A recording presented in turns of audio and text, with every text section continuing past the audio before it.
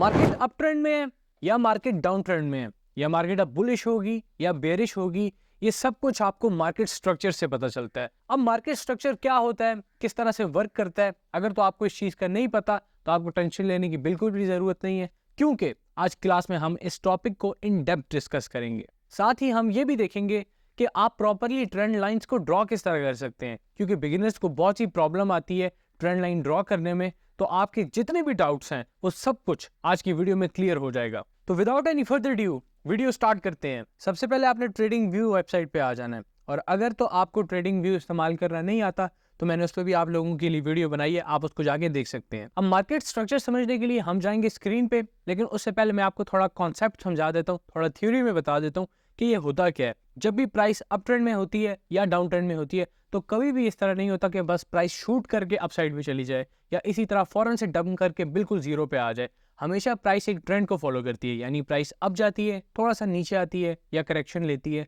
फिर थोड़ा अपना अप ट्रेंड कंटिन्यू रखती है, फिर करेक्शन लेती है, और इस तरह प्राइस अपना जो अप ट्रेंड है वो कंटिन्यू रखती है, यानी अप जाना करेक्शन लेना, अप जाना करेक्शन लेना। और अगर मैं डाउन साइड की बात करूं तो डाउन साइड पे भी इसी तरह है कि कभी भी प्राइस फौरन से जीरो पे नहीं आ जाएगी, बल्कि प्राइस नीचे आएगी, पुल बैक लेगी, एक करेक्शन लेगी, और करेक्शन लेने के बाद प्राइस फिर जो अपना डाउन ट्रेंड है वो कंटिन्यू करेगी, और इसी तरह दोबारा करेक्शन लेगी, दोबारा डाउन ट्रेंड में चली जाएगी। अब चार्ट पे देखते हैं कि आखिर वर्क किस तरह से करता है। सबसे पहले आपने यहाँ पे समझना है अप ट्रेंड को। तो प्राइस जब अप ट्रेंड में होती है तो इस तरह से जाती है अपसाइड पे, और इस अपसाइड पे जाने को हम हायर हाई कहते हैं। और जब प्राइस अपना एक पुल बैक लेती है, उस पुल बैक को हायर लो कहा जाता है। सिमिलरली अब प्राइस इस हायर हाई को जो इसने फॉर्म किया है ब्रेक करेगी, और एक और हायर हाई फॉर्म करेगी, दोबारा से एक हायर लो फॉर्म करेगी, दोबारा हायर हाई फॉर्म करेगी, और जो अपना अप ट्रेंड है वो इस तरह से कंटिन्यू करेगी। अब यहाँ पे आप एक चीज़ देखें कि जो आपके पास हायर हाई था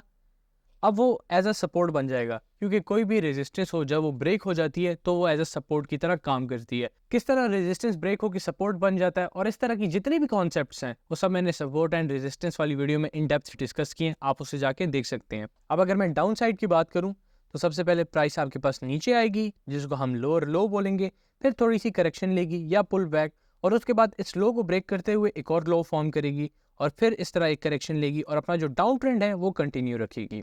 अब आपके पास ये जो लोअर लो था ब्रेक हो जाने के बाद रेजिस्टेंस बन जाता है, यानी ये जो पर्टिकुलर लेवल है जिसको हम लोअर लो कहेंगे, प्राइस ने इसको ब्रेक किया और एक और लोअर लो फॉर्म कर दिया यहाँ पे। अब ये जो हमारे पास लोअर लो था अब वो एज ए रेजिस्टेंस काम करेगा, और इस तरह मार्केट जो अपना डाउन ट्रेंड है वो कंटिन्यू रखेगी। वीडियो में आगे बढ़ने से पहले बता दूं कि ये सब कुछ मैं पर्सनल मेंटरशिप में भी सिखाता हूँ, और अगर तो आप मेरे साथ 1-to-1 सेशन में ये सब कुछ सीखना चाहते हैं तो आप डिस्क्रिप्शन में दिए गए कैलेंडर के लिंक पे जाके मेरे साथ फ्री 15 मिनट की कंसल्टेशन क्लास बुक कर सकते हैं, जहां हम देखेंगे कि whether you are a right fit for the personal mentorship और नॉट। इस वक्त आप करंटली बिटकॉइन को देखें तो ये पर्टिकुलर लेवल जहां पे बिटकॉइन ने अपना बॉटम लगाया था $15,000 की रेंज में, वहां से बिटकॉइन ने अपना अप ट्रेंड कंटिन्यू किया। और किस तरह कंटिन्यू किया, सबसे पहले एक हायर हाई लगाया, फिर हायर लो लगाया, एक और हायर हाई लगाया, और उसके बाद ये जो प्रीवियस हायर लो था उसको ब्रेक किया प्राइस ने, लेकिन दोबारा से उसको रिक्लेम कर लिया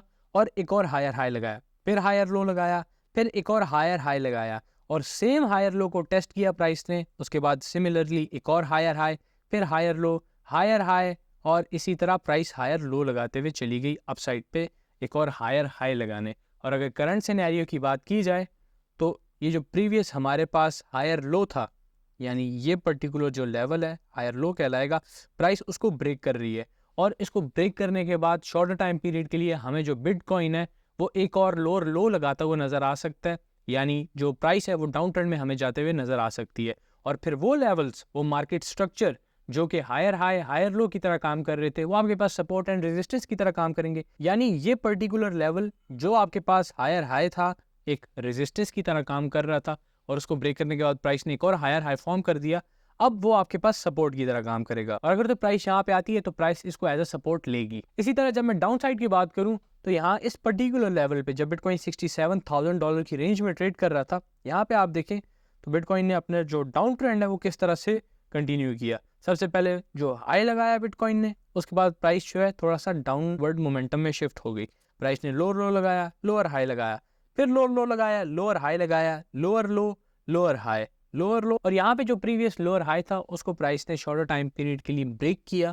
और आप देख सकते हैं कि थोड़ा सा अपसाइड में जाने की कोशिश की गई, लेकिन उसके बाद जो डाउन ट्रेंड है वो कंटिन्यू रहा और प्राइस लोअर लो, लोअर हाई, लोअर लो, लोअर हाई, और इसी तरह जो बिटकॉइन है वो $15,000 की रेंज तक पहुंच गया, अपना बॉटम लगा दिया। तो कॉन्सेप्ट बहुत सिंपल है कि जब प्राइस अप ट्रेंड में होती है तो हायर हाई फॉर्म करती है, फिर हायर लो फॉर्म करती है, और जब प्रीवियस हायर हाई होता है उसको ब्रेक करती है तो वो हायर हाई आपके पास एज अ सपोर्ट बन जाता है। और अगर इसी तरह मैं डाउन साइड की बात करूं तो सबसे पहले लोअर लो फॉर्म होता है, एक लोअर हाई फॉर्म होता है, और जब वो पर्टिकुलर लोअर लो ब्रेक हो जाता है तो वो आपके पास एज अ रेजिस्टेंस काम करता है। ये तो आपको समझ आ गई है कि मार्केट स्ट्रक्चर वर्क किस तरह से करते हैं, लेकिन अब आप प्रॉपर्ली ट्रेंड लाइंस को किस तरह ड्रॉ कर सकते हैं वो मैं अभी आपको बताता हूँ। जिस तरह हमने मार्केट स्ट्रक्चर्स को डिस्कस किया है कि प्राइस अप ट्रेंड में होती है, तो बजाय इसके कि आप इस तरह हायर हाई हायर लो जो है वो ड्रॉ करते जाएं, आप सिंपली उसकी जगह एक ट्रेंड लाइन जो है वो ड्रॉ कर देते हैं, और ट्रेंड लाइन आपको डायरेक्टली बता देती है कि प्राइस अप ट्रेंड में या डाउन ट्रेंड में, क्योंकि ट्रेंड लाइन को देख के आपको समझ आ जाती है कि प्राइस हायर लो फॉर्म किए जा रही है, यानी जो प्राइस है वो अपने अप ट्रेंड में है। सिमिलरली अगर मैं डाउन साइड की बात करूं तो जब प्राइस डाउन साइड में होती है लोअर लो, लोअर हाई, लोअर लो, लोअर हाई फॉर्म करते हुए,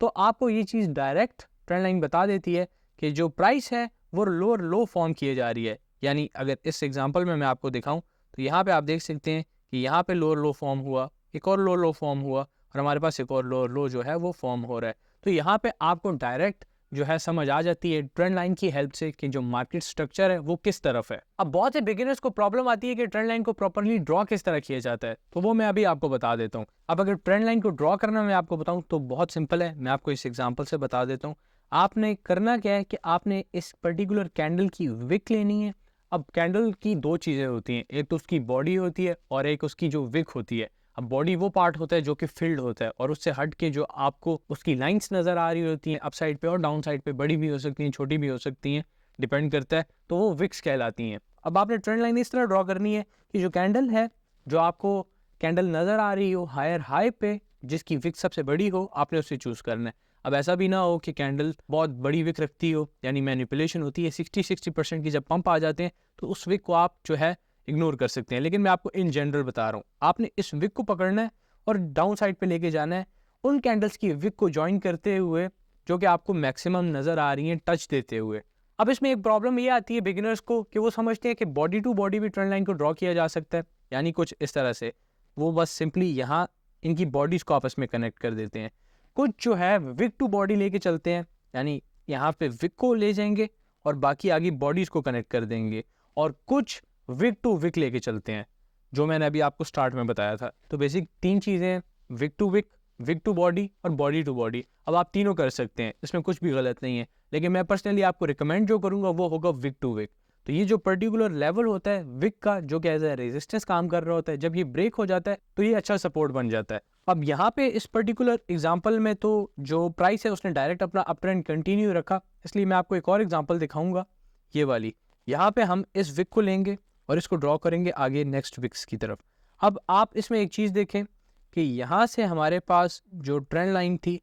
यहाँ से हमने ड्रॉ करना शुरू की, इसने नेक्स्ट विक्स को यहाँ पे टच दिया, फिर दोबारा यहाँ पे टच दिया, और जब ये अपसाइड में ब्रेक हो गई तो ये जो पर्टिकुलर ट्रेंड लाइन थी जो हमने विक टू विक ज्वाइन की है, जो कि एज ए रेजिस्टेंस काम कर रही थी, अब वो एज ए सपोर्ट काम करेगी।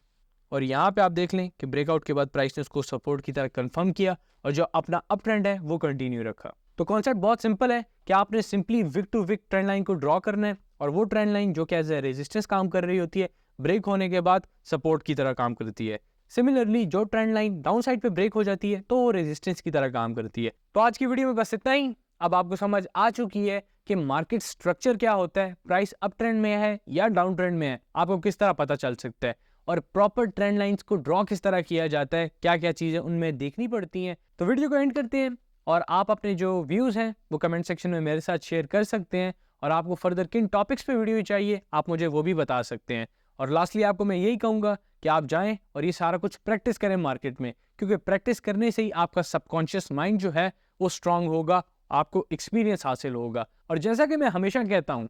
कि नॉलेज पावर सिर्फ तब है जब उसे एग्जीक्यूट किया जाए, क्योंकि एग्जीक्यूट किए बगैर नॉलेज तो सिर्फ आपके माइंड तक ही महदूद है।